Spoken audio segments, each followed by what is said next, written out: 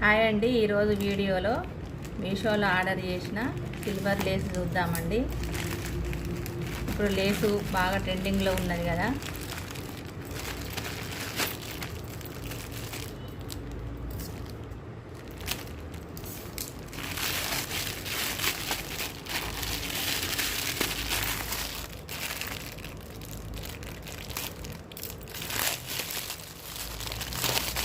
ఇది 9 మీటర్స్ ఉంటుందని ఇచ్చిండ్రండి. మేము చూడాలి మరి ఎంత వస్తుందో. ఒకసారి చూడండి, ఇక్కడ వర్క్ కూడా వచ్చిందండి, ఇట్లా పూసలు వచ్చినాయి దీనికి.